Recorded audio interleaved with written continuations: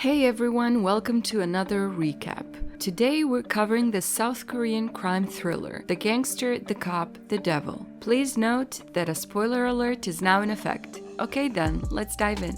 The movie begins in the streets of the Chungcheong district. There's a minor car accident and the driver comes out to confront his rash counterpart so that he can claim his insurance. However, he gets brutally murdered and the killer drives away, leaving the body in the car. The next day, we meet our lead cop, Jang Tae-suk. He's stuck in the middle of traffic with his partner and he's fed up with the way gangsters operate so freely in his town. They're supposed to be investigating last night's murder, but Tae-suk loses his patience and gets out of the car. He picks up a fight with a local gang that runs rigged slot machines in illegal arcades. This gang is led by Jong Dong-soo, who is a dangerous gangster with high-profile connections even in the police force. He learns about Tae-suk disrupting his operations and calls the chief of police to stop him. However, when he gets the call, Tae-suk blatantly disregards his superior and carries on regardless. He goes on to investigate the murder scene after clearing the reporters out of the way and goes ahead to meet Chief Forensics Investigator Cha Seo-jin.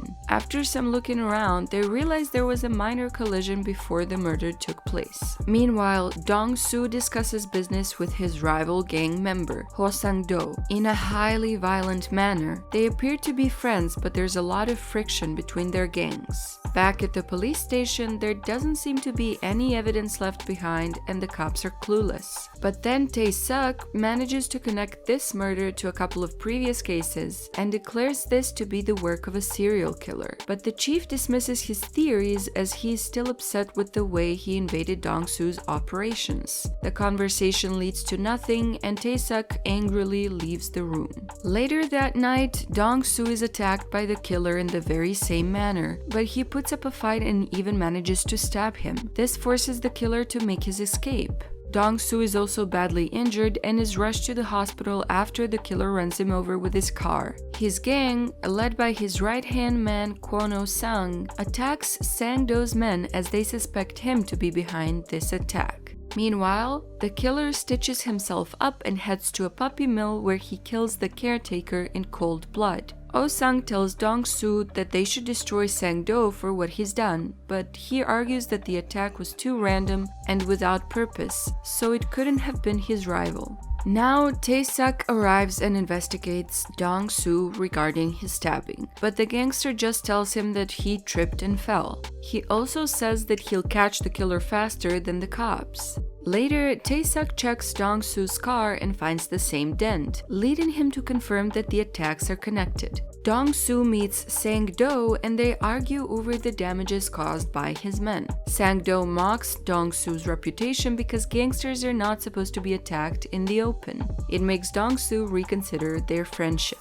Now, Tae-suk tries to convince the chief to bring Dong-soo in for questioning, but he's just shooed away instead. Meanwhile, Dong-soo gets a sketch made of the killer and sets his team out looking for him. Seeing no other option, Tae-suk busts one of Dong-soo's arcade operations and demands to see him.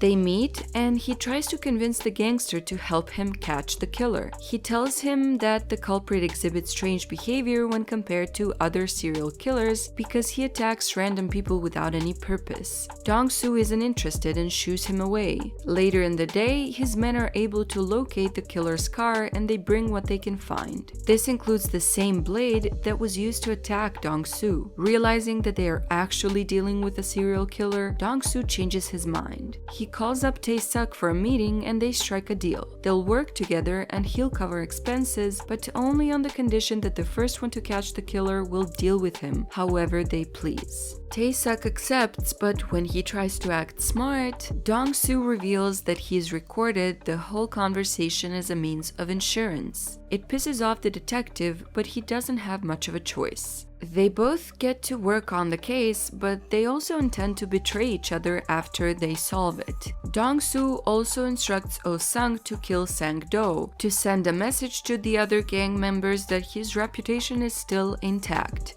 Oh-sung uses the killer's blade to commit the murder so that the media thinks this is the work of the same person. The blade lands up with Tae-suk, and he meets Seo-jin to hand over the new evidence he has gathered. It turns out that the blade has DNA from the previous murder victims as well, thus confirming the serial killer theory. However, he's under fire because special forces have been brought in to deal with Sang-do's murder, owing to suspected police negligence. This increases the tension at the police station, so Tae-suk confronts Dong-soo in a fit of rage. But the gangster casually beats him up and tells him to focus on catching the killer instead. Dong-soo visits Sang-do's funeral, and even the killer is present, but he avoids Dong-soo and goes to Sang-do's lead assassin. He suggests that Dong-soo had used his knife to kill Sang-do, and this angers him. Later, Dong-soo and Tae-suk investigate the killer's car and come across some prints on the steering wheel.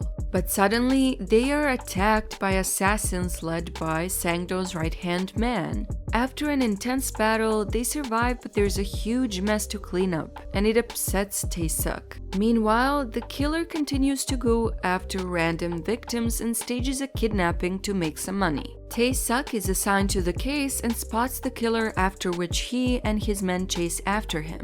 The killer escapes, but Tae-suk and his men learn that he had a drink at the restaurant where the drop-off was planned. After finding it, he hands it over to Seo-jin along with the prints on the steering wheel. After carefully examining the evidence, she says that the fingerprints are damaged, but she's still able to identify the suspect to be a missing person. She manages to trace the data to a possible location and hands over the details to Tae-suk.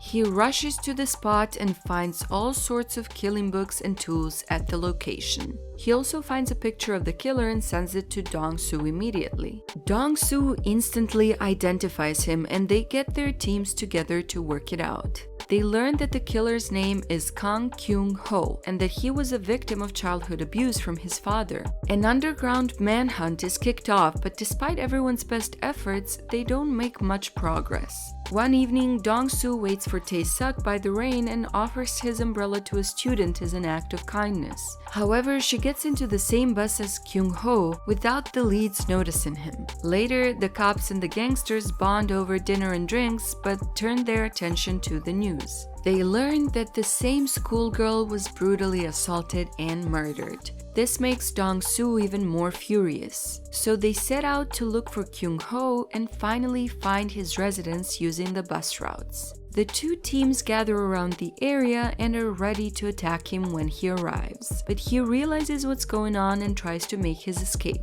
Dong-soo and Tae-suk chase after him, and after an intense sequence, all three cars crash into each other. When they check the car, they notice Kyung-ho running away. Dong-soo, Oh-sung, and Tae-suk split up looking for him, but Oh-sung gets stabbed from behind and is eventually killed. Dong-soo gets to him and follows the trail of blood to a karaoke bar. He finds Kyung-ho inside one of the rooms, trying to kill a girl, and breaks in immediately. He beats him down and carries him away after telling Tae-suk that he's going to take care of him as per the terms of their agreement. Dong-soo proceeds to torture Kyung-ho, but the killer seems to enjoy it and talks about how he loves having a person's life in his control.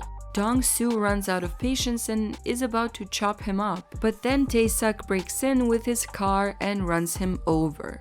He places Kyung-ho under arrest and takes him to the station. To make matters worse, the cops break down on Dong-soo's arcade operation as well, and it makes him very upset. However, there's no evidence tying Kyung-ho directly to the murders because of his damaged fingerprints. He mocks the cops and pushes Tae-suk beyond his patience. The trials appear to be moving in Kyung-ho's favor, but then Dong-soo comes as a witness. It turns out that Tae-suk had met him earlier and somehow managed to convince him to take the stand against the killer. He uses a recorded conversation for leverage, and while Dong-soo beats him up initially, he eventually agrees to put the psycho killer behind bars.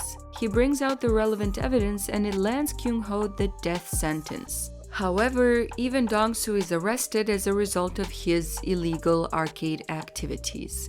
Then it is revealed that Dong-soo got Tae-suk to put him in the same prison as Kyung-ho as part of their agreement. The movie ends with him confronting Kyung-ho in the shower with a rope and smiling as he declares that his game is over. And there you go, that was The Gangster, the Cop, and the Devil recapped by yours truly. Like, share, and subscribe to keep yourself updated on all my latest recap videos, and feel free to drop any of your suggestions in the comments below. Okay then, I'll see you in the next one.